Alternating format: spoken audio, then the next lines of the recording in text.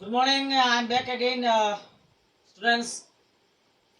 So, in my last video, I explained you the first part of the lesson न्याय. तो बच्चों अब हम पाठ के दूसरे दृश्य पर जा रहे हैं. हमें याद है कि हमने कहाँ छोड़ा था कि जब सखा ने ये कहा कि इसका जो निर्णय है हंस किसका है, देवदत्त का या फिर राजकुमार का, ये महाराज तक अगर पहुंचता है तो अच्छा रहेगा, महाराज इसका निर्णय करे तो अच्छा रहेगा. इस बात को सुनकर देवदत्त और सिद्धार्थ सहमत रखे और महाराज के द्वार तक जाने के लिए राजी भी हो गए. तो फिर देवदत्त उनसे आगे निकल जाते हैं और देवदत्त जो है महाराज का सभा बैठा हुआ है. शाम का वक्त था, सूरज की ललिमा चारों तरफ फैली हुई थी. एक सभा चल रहा था. तभी प्रतिहारी का मतलब होता है द्वारपाल. द्वारपाल जो थे वो सभा के बीच में आके महाराज की जय हो कहते हैं. महाराज उनसे पूछते हैं कि क्या हुआ प्रतिहारी, क्या बात है. उसने कहा कि महाराज क्षमा चाहता हूँ, पर कुंवर देवदत्त आया हुआ है, आपसे मिलना चाहता हूँ. तो महाराज भी बड़ा आश्चर्य में पड़ गया कि कुंवर देवदत्त इस समय क्या वो उद्यान पे नहीं गए, मतलब घूमने नहीं गए गार्डन पे.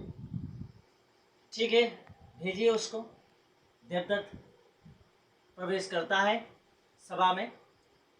प्रवेश करते ही देवदत्त को महाराज पूछते हैं कि देवदत्त क्या हुआ. देवदत्त कहते हैं मुझे न्याय चाहिए, मैं न्याय की मांग लेके आया हूँ आपके पास. फिर महाराज पूछते हैं कैसा न्याय. ने कहा कि मैंने एक हंस को मारा, मैंने एक हंस को आखेट किया, मैंने एक हंस को घायल किया, पर वो हंस राजकुमार सिद्धार्थ ने अपने कब्जे पर लिया है और कहते हैं कि वो हंस उसका है. महाराज मैंने उसे आखेट किया तो उस पर हक मेरा है. फिर सिद्धार्थ क्यों ऐसा कर रहा है, या फिर राजकुमार सिद्धार्थ ऐसा क्यों कर रहा है. तो फिर राजकुमार प्रतिहारी से पूछते हैं कि आप जाइए और सिद्धार्थ को बुला के लाइए. राजकुमार प्रतिहारी जैसे ही सिद्धार्थ को बुलाने के लिए बाहर निकले सभा से, तो देखा कि द्वार से एक ओर से सिद्धार्थ और उसके सखा दोनों ही आ रहे थे और हाथ में एक हंस भी था. तो फिर प्रतिहारी लौटते हैं और महाराज की जय कहकर कहते हैं कि सिद्धार्थ आप पहुँचे हैं और आपकी सभा में आने का इजाज़त चाहते हैं. तो महाराज कहते हैं कि आप उसको आने दिया जाए. सिद्धार्थ आते हैं. महाराज सिद्धार्थ से पूछते हैं कि सिद्धार्थ, देवदत्त का कहना यह है कि ये जो एक हंस उसने घायल किया है और उस पर आपने हक जमा के रखा है. क्या वो हंस यही है जो आपने पकड़ के रखा है, आपके हाथों जो गोदी में है. तो सिद्धार्थ कहते हैं हाँ ये वही हंस है. तो सिद्धार्थ क्या आप मानते हैं कि इस हंस को आखेट देवदत्त ने किया. तो सिद्धार्थ कहता है कि हाँ महाराज, इसको देवदत्त ने ही आखेट किया. तो फिर महाराज पूछते हैं कि सिद्धार्थ, अगर इस हंस को देवदत्त ने ही आखेट किया तो आप किस हक से बोल रहे हो कि ये आपका है. एक क्षत्रिय जब किसी चीज को आखेट करता है तो उस पर सिर्फ उसका हक होता है. आप उसमें क्यों कब्जा कर रहे हो. सिद्धार्थ कहते हैं महाराज ये मेरा शरणगत में आया, मतलब मेरे शरण में आया. एक क्षत्रिय का ये धर्म बनता है कि वो जिसको आखेट करे, जो भी उसके हाथों से आखेट हो वो उसका होता है. लेकिन एक क्षत्रिय का धर्म ये भी होता है कि जो उसके शरण में आते हैं वो उसको खाली हाथ नहीं लौटाते. ये मेरे शरण पे आया है इसलिए मैं इसे देवदत्त को नहीं सौंप सकता, क्योंकि मेरा धर्म है कि इसकी जान को मैं बचाऊं. देवदत्त तिलमिला उठता है, देवदत्त क्रोध करता है. महाराज देवदत्त को शांत करते कि देवदत्त क्रोध ना कीजिए, ये हंस आपका ही है क्योंकि आपने इसे आखेट किया. पर सिद्धार्थ जो थे वो मानने को राजी नहीं. सिद्धार्थ ने कहा मैं ये हंस नहीं दूंगा. सभी सभा के जनगण जो थे सभी चिंतित थे. वहां पर बैठे मंत्री जो थे सभी चिंतित थे कि क्या होगा अभी. तभी महाराज का ध्यान अपने मंत्री की ओर जाते हैं और मंत्री से महाराज अनुरोध करते हैं कि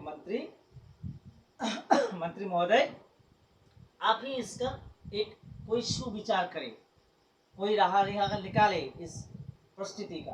तो फिर मंत्री खड़े होते, कहते हैं महाराज ये बड़ा ही आसान है, इसका निर्णय अभी मैं कर देता हूँ, अगर आपका आज्ञा हो तो महाराज कहते हैं नेकी और पूछ पूछ, आइए मंत्री।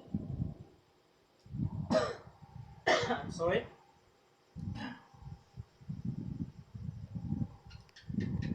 मंत्री आते हैं और सिद्धार्थ को कहते हैं कि आप मुझे हंस दीजिए, और एक आसन पे उस हंस को बैठा देते हैं और देवदत्त को कहते हैं, देवदत्त आप पहले आइए और इस हंस को बुलाइए। देवदत्त आते हैं और हंस को बुलाते हैं, लेकिन जैसे ही देवदत्त हंस को बुलाते हैं तो हंस और ज्यादा चीखती है और डर जाती है। Sorry again student.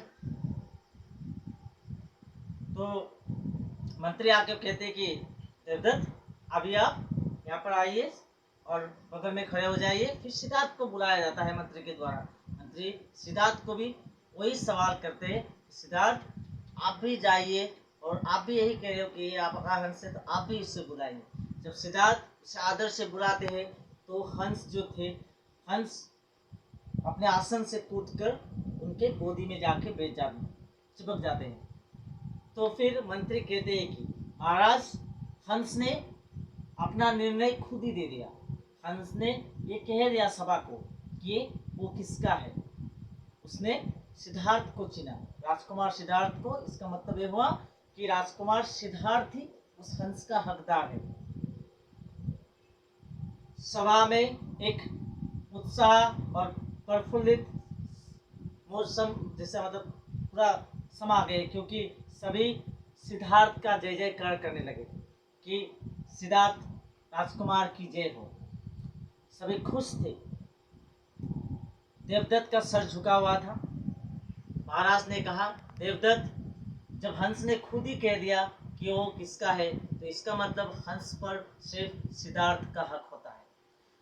तो बच्चों, ये जो नाटक है यहाँ पर समाप्त होते हैं। धीरे धीरे पर्दा गिरने लगता है और नाटक का समाप्ति घोषणा किया जाता है। तो फिर हम जब भी कोई बच्चों, हम जब भी कोई कहानी या फिर कविता या फिर नाट्य या जो भी पढ़ते हैं या देखते हैं, कहीं ना कहीं हमें कुछ सीखने को मिलता है। इस नाटक से हमें क्या सीखने को मिला? इस नाटक से बच्चों हमें ये सीखने को मिला कि मारने वाला से बड़ा बचाने वाला होता है। और ये सही बात है, क्योंकि अगर हम किसी को प्राण दे नहीं सकते तो उसका प्राण लेने का हक हमारा नहीं है। तो हमें किसी जानवर को, किसी भी प्रकृति के किसी भी जीव को नहीं मारना चाहिए। और ये शिक्षा हमें मिलता है। और सबसे बड़ा शिक्षा जो है कि मारने वाला से बड़ा कौन बड़ा होता है? जो जीवन देता है, जो बचाता है। तो ये नाटक एक बार समाप्त होता है। मुझे उम्मीद है कि आप लोग इस कहानी को समझे होंगे। इस नाटक को जो नाटक का जो मूल भाव है, इसको आप समझ चुके होंगे।